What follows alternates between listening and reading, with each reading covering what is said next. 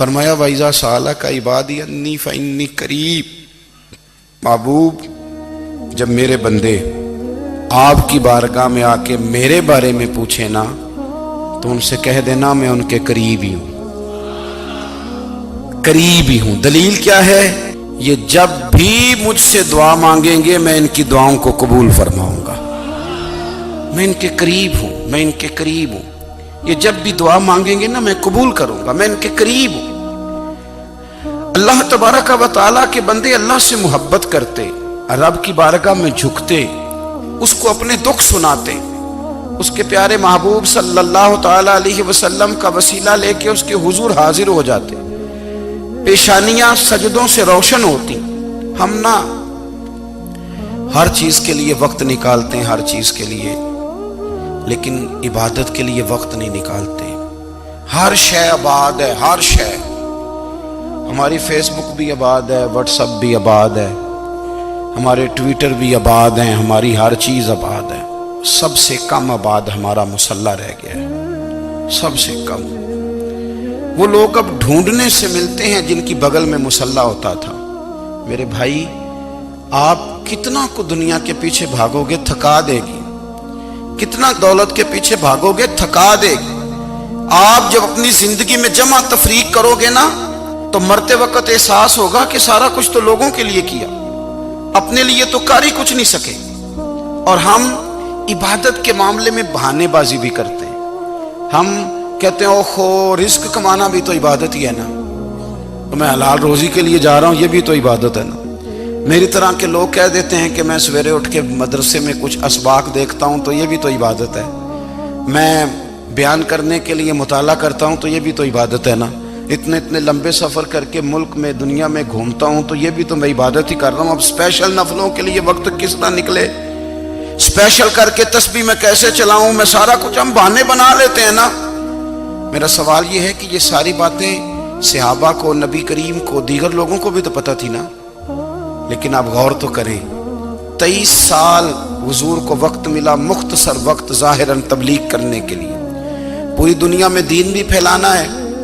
گھر میں 11 ازواج ہے، 4 بیٹیاں ہیں، ان کی اولادیں، سارے کام کاج بھی دیکھنے، لیکن سیدہ طیبہ طاہرہ حضرت عائشہ صدیقہ رضی اللہ تعالیٰ عنہ فرماتی ہیں سارا دن تبلیغ کرتے، ہر غلام کے دکھ سنتے، گھر میں آتے تو اپنے گھر والوں کا خیال کرتے، کام میں ہمارا ہاتھ بٹاتے۔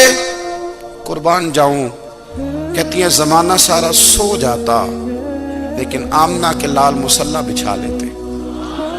دنیا سو گئی، ساری سب سو گئے، جو خدام تھے، وہ جو غلام تھے وہ سو گئے۔ صحیح مسلم میں لفظ ملیں گے، سیدہ پاک فرماتی ہیں او میرے نبی کے غلاموں، میں نے یہ رنگ بھی دیکھا ہے کہ حضور نے اتنا کھڑے رہے، اتنا قیام کیا، اتنا قیام کیا کہ مقدس پیروں میں ورم آ گئے، سوج گئے پیر، اتنے بڑے۔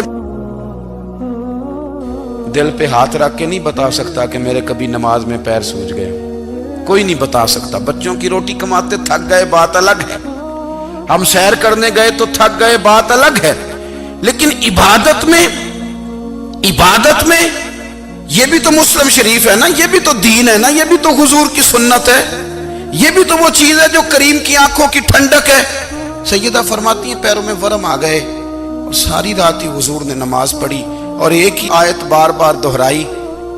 مسجد نبوی میں بلال حبشی نے فجر کی اذان دے دی اور حضور ابھی مصلی پہ تھے، کریم فارغ ہوئے، میں نے عرض کی یا رسول اللہ صلی اللہ علیہ وسلم آپ کے تو صدقے اللہ اگلے پچھلوں کے گناہ معاف کرے گا، تو آپ اتنی آہوزاری کیوں فرماتے ہیں؟ آپ تو شفیع ہیں، آپ تو انبیاء کے امام ہیں۔ تو حضور نے فرمایا عائشہ تم نے گنوایا ہے نا میرے اللہ کی مجھ پر کتنی رحمت ہے، افلا اکون عبدا شکورا، فرمایا اگر اس نے اتنی نعمتیں دی ہیں تو کیا میں اس کا شکر گزار بندہ نہ بنوں، میں شکر گزار بندہ نہ بنوں اس کا؟ پھر اگر اتنی نعمتیں اس نے دی ہیں، مجھے اتنا نوازا ہے، تو پھر میں اس کے سامنے سجدے نہ کروں؟ او میرے بھائی، بڑے قابل فخر لوگ ہیں ہم کہ ہم نبی پاک کے غلام ہیں، ہم قابل فخر ہیں کہ نبی کریم کے غلام ہیں، کیا کبھی اس غلامی کے شکرانے میں بھی 2 نفل پڑھے کہ یا اللہ تیرا شکر ہے تو نے ہمیں حضور کا غلام بنایا ہے؟ یاد رکھیں کہ اپنی روحانی زندگی کو آباد کریں، استغفار پڑھیں، تسبیحات کریں۔ حضرت عبداللہ ابن عمر رضی اللہ تعالیٰ عنہ حضرت عمر کے صاحبزادے، مکہ مکرمہ میں ان کی قبر ہے۔ میں نے جب انہیں پڑھا تو مجھے ان سے بڑا پیار ہو گیا، لیکن آپ کو پتہ ہے وہاں جا کے کسی شخص کا مزار تلاش کرنا یا پوچھنا ایک مشکل کام ہوتا ہے۔ تو ایک دفعہ میں مکہ شریف میں حاضر تھا، تو ایک گاڑی والا ڈرائیور مجھے کہنے لگا کہ مولانا میں آپ کو جانتا ہوں، مجھے آپ سے محبت ہے، ایک بات بتاؤں آپ کو؟ میں نے کہا بتاؤ۔ کہنے لگے حضرت عبداللہ ابن عمر کی قبر دیکھنی ہے۔ میں نے کہا یہ تو نہیں کہہ رہا، یہ کسی نے بندوبست کرایا ہے، یہ اللہ نے تیرے دل میں بات ڈالی ہے، یہ ہو گیا، تو لے چل مجھے۔ حضرت عبداللہ ابن عمر کو نبی پاک نے فرمایا تھا راجل صالح، یہ نیک بندہ ہے، یہ متقی آدمی۔ حضرت عبداللہ ابن عمر رضی اللہ تعالیٰ عنہ سیدنا فاروق اعظم رضی اللہ تعالیٰ عنہ کے صاحبزادے ہیں، اور ان کی ہمشیرہ سیدہ حفصہ رضی اللہ تعالیٰ عنہ حضور کی زوجہ محترمہ۔ ایک دن اپنی ہمشیرہ سے کہنے لگے کہ نبی کریم صلی اللہ تعالیٰ علیہ وسلم گھر میں آئے نا، اور اگر حضور غم امت میں پریشان نہ ہوں، طبیعت کو حشاش بشاش دیکھو، تو ذرا پوچھنا تو صحیح حضور کا میرے بارے میں کیا خیال ہے، پوچھنا تو صحیح کہ کریم کی بارگاہ میں میرا کیا مقام ہے، میرے بارے میں حضور کیا فرماتے ہیں۔ اب بہن کو کام بتائے، اور بتائے بھی بھائی، اور پھر بہن وہ کام نہ کرے، یہ تاریخ میں ہوتا نہیں۔ حضرت عمر فاروق رضی اللہ تعالیٰ عنہ کی صاحبزادی ام المومنین رضی اللہ تعالیٰ عنہ فرماتی ہیں کہ میں تو بس منتظر تھی، انہوں نے تو کہا تھا نا کہ اگر تم حشاش بشاش دیکھو تو بات کرنا، لیکن حضور تشریف لائے، میری باری تھی، میرے گھر تشریف لائے، کھانا پیش کیا تو فوراً میں نے عرض کی حضور ایک بات پوچھنی تھی۔ تو حضور نے فرمایا پوچھئے۔ میں نے عرض کی حضور میرے بھائی عبداللہ ابن عمر کے بارے میں آپ کا کیا خیال ہے؟ نوجوانوں میری بات پہ غور کرنا، میرے بھائی کے بارے میں آپ کا کیا خیال ہے؟ تو نبی کریم صلی اللہ تعالیٰ علیہ وآلہ وسلم نے میری طرف دیکھا، اور پھر حضور زیر لب تھوڑا مسکرائے، اور بریلی کے امام کہتے ہیں کہ حضور مسکرا دیتے تھے نا تو جو بڑا دکھی ہوتا تھا وہ بھی ہنس پڑتا تھا۔ اب سوال پیدا ہوتا تھا کہ پھر تو اس مسکراہٹ کے لیے انتظار کرنا پڑتا ہوگا کئی مہینے کہ حضور مسکرائیں تو رونے والے ہنسیں، تو اعلیٰ حضرت فرماتے نہیں، انتظار نہیں کرنا پڑتا، یہ مسکراتے رہنا تو حضور کی عادت ہے۔ جس کی تسکین سے روتے ہوئے ہنس پڑے، اس تبسم کی عادت پہ لاکھوں سلام۔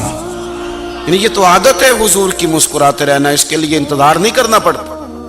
بھائیو آپ خیال رکھیں گے، غور کریں گے، حضرت عبداللہ ابن عمر رضی اللہ تعالیٰ عنہ کے بارے میں پوچھا تو سیدہ فرماتی ہیں کہ نبی کریم صلی اللہ تعالیٰ علیہ وسلم نہ زیر لب مسکرائے اور فرمایا حفصہ تیرا بھائی ہے تو اچھا، لیکن میں نے سنا ہے کہ عشاء کی نماز پڑھتا ہے تو فجر تک سویا ہی رہتا ہے۔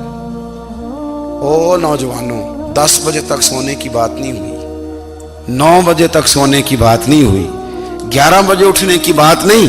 حضور فرمانے لگے میں نے سنا ہے کہ عشاء کی نماز پڑھ کے سو جاتا ہے اور فجر تک سویا ہی رہتا ہے، اسے چاہیے کہ تہجد کے وقت اٹھا کرے، اللہ کی بارگاہ میں حاضر ہوا کرے، آہوزاری کرے، سجدے کرے، عبادت کرے، اٹھتا ہے اور فجر میں جا کے اٹھتا ہے۔ حضرت جناب حفصہ رضی اللہ تعالیٰ عنہ کہتی ہے میں نے جناب عبداللہ ابن عمر کو پیغام دیا اور میں نے کہا میرے جوان بھائی سن، نبی پاک نے فرمایا ہے تو اچھا پر تہجد میں نہیں اٹھتا، نفل نہیں پڑھتا۔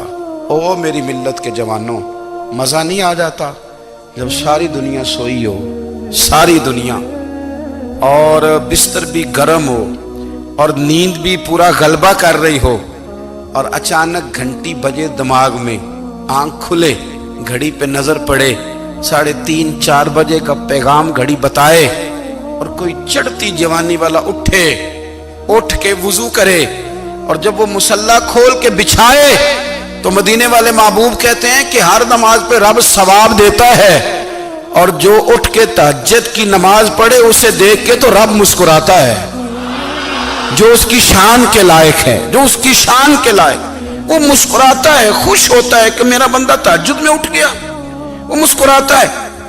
کاش ہماری صبحیں کبھی اپنے مالک کے نام ہو جائیں، کاش کے صبح۔ حضرت ابو الحسن رحمت اللہ تعالی علیہ حضرت معاذ ابن جبل رضی اللہ تعالیٰ عنہ کے پاس بیٹھا کرتے تھے، فرماتے ہیں ان سے جو پیار بڑھا تو پھر میرا مصلی سے بھی بڑھ گیا۔ تابعی ہیں، فرماتے ہیں صحابی رسول سے محبت ہوئی تو ذکر سے بھی ہو گئی، پھر درود شریف سے بھی ہو گئی، محبت ان سے بڑھی تو پھر اللہ نے مسجد کا پیار بھی بڑھا دیا۔ آپ فرماتے ہیں کہ میری ہر وقت بھی یہ چاہتی تھی کہ بس اللہ اللہ کروں، بس اللہ اللہ کروں، بس نہ میں ذرا تھوڑی جان چھڑاؤں لوگوں سے، کو 10 منٹ ملے تو میں کو 4 نفل پڑھ لوں، میں تھوڑا سا نہ بچوں لوگوں سے، اور مجھے تسبیح ملے تو میں نہ کچھ 400-500 دفعہ استغفار پڑھوں، سبحان اللہ، الحمدللہ، اللہ اکبر، لا حول ولا قوت الا باللہ، میں نہ تسبیحات پڑھوں۔ فرماتے ہیں کہ بچے تھے گھر میں 6-7، غربت تھی، کام ملتا کوئی نہیں تھا، اور میں کام چور نہیں تھا، کام ڈھونڈتا تھا، پر اللہ کی قدرت کے کام نہیں ملتا تھا۔ فرماتے ہیں کہ میں نے ایک دن اپنی اہلیہ سے کہا کہ آج میں پھر جاتا ہوں کام ڈھونڈنے، تو میری بیوی بڑی فرما بردار تھی، پر اس دن نہ غربت کے ہاتھوں تنگ آ کے کہنے لگی آج نانا کوئی تو چیز لے کے آیا، تو مجھ سے بچوں کی بھوک نہیں دیکھی جاتی، یہ سب روگاں دا روگ محمد جس دا نام غریبی، کنڈ بلا کے لنگ جاندے نہیں دوست یار قریبی، آج نہ کچھ لے کے آیا تو میں بچے لے کے چلی جاؤں گی۔ شیخ فرماتے ہیں کہ میں بڑا پریشان گھر سے نکلا، پر میں نے صبح سے لے کے زور تک کام ڈھونڈا، کام ملا کوئی نہیں، تو میرے دل میں خیال آیا چلو کام نہیں ملتا تو اللہ اللہ تو کرے نا، چلو بندوں کی مزدوری نہیں ملتی تو رب کریم کی عبادت ہی کرتے ہیں۔ فرماتے ہیں کہ میں نے نا فرات کے پانی سے وضو کیا، نہر کے، شدید دھوپ تھی، ساتھ ریت تھی اور ریت تپ رہی تھی، میں نے اپنا رومال وہیں مصلی کے طور پر بچھا لیا، اور فرماتے ہیں کہ زور سے لے کر عصر تک نماز پڑھی، دھوپ بھی پورے زور پہ، پر میرے سجدے کا ذوق بھی پورے زور پہ۔ فرماتے ہیں سورج بھی چمک رہا ہے اور رب کی عبادت کا ذوق بھی پورے زور پہ، میں سجدہ کروں تو پھر میرا اٹھانے کو جی نہ چاہے۔ میرے استاد لکھا کرتے تھے، یہ ان کا شعر ہے، وہ کہا کرتے تھے مجھے سوز دے، مجھے ساز دے، اور مجھے نیم شب کا نیاز دے، دم سجدہ خود کو میں توڑ دوں، مجھے ایسا ذوق نماز دے، اور میں تیری بہار کا پھول ہوں، میں کھلا بھی ہوں تو تیرے لیے، مجھے میری شاخ سے توڑ لے، مجھے اپنی زلف کا ناز دے۔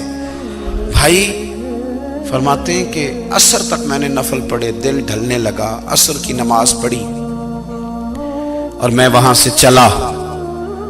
اب میں جب نکلنے لگا تو دل میں خیال آیا کہ چھوٹی چھوٹی دیواریں ہیں گھر کی، بغیر کچھ لیے جاؤں گا تو بیوی دور سے دیکھے گی تو شور کرے گی کہ پھر خالی ہاتھ آ گیا ہے۔ کہتے میں نے اپنے اسی رومال میں جس پہ میں نے نماز پڑھی تھی نا، رومال میں کیا آخی دے پنجابی جی صافہ، کہتے ہیں اسی میں نا میں نے کچھ ریت بھر لی کہ وہ دور سے دیکھے گی تو سمجھے گی کچھ لے کے آیا ہے، چلو جا کے اسے بتا دوں گا کہ آج پھر مزدوری نہیں ملی۔ کہتے ہیں وہ ریت لے کر جب میں گھر میں گیا تو پہلے بیوی دروازے پہ کھڑی ہوتی تھی، پوچھتی تھی خالی ہاتھ آ گئے ہو؟ آج میں نے دیکھا تو ہے ہی کوئی نہیں۔ فرماتے ہیں میں اندر داخل ہوا، سلام لیے، کونے میں نے وہ رومال رکھ دیا اور میں نے آواز دی کہ بھلی مانس کہاں ہو؟ تو وہ کہنے لگی آپ منہ ہاتھ دھو لیں، میں روٹی لے کے آئی۔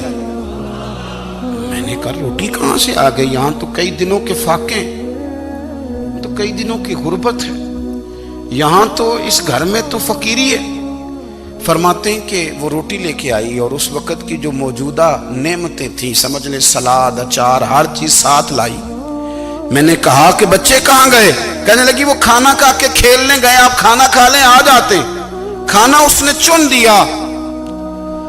میں نے حیرت انگیز لہجے میں ساری نعمتیں اپنے دسترخوان پہ دیکھ کر کے بیوی سے پوچھا یہ کہاں سے آیا کھانا؟ بچوں کو تو نے کہاں سے کھانا کھلایا؟ یہ سارا کچھ کیسا ہے؟ کہنے لگی پتہ نہیں آج آپ کس کریم کی مزدوری کرنے چلے گئے تھے، پتہ نہیں کس کریم کی، میرے گھر میں تو اتنی نعمتیں آئی ہیں کہ مجھ سے سنبھالی نہیں جا رہی، اتنا اناج ہے، اتنا گندم ہے، کس کریم کے دروازے آج چلے گئے تھے۔ یہ کہتے کہتے وہ اٹھی اور اٹھ کر کے کہنے لگی پہلے ہی بڑا کچھ آیا تھا، اب کیا لے آئے ہو؟ اور جا کر کے نا اس نے وہ ریت والا رومال کھولا، کہنے لگے میں تو لے کے آیا تھا ریت، تو میرے رب نے اسے بھی سونے اور ہیرے بنا دیا تھا۔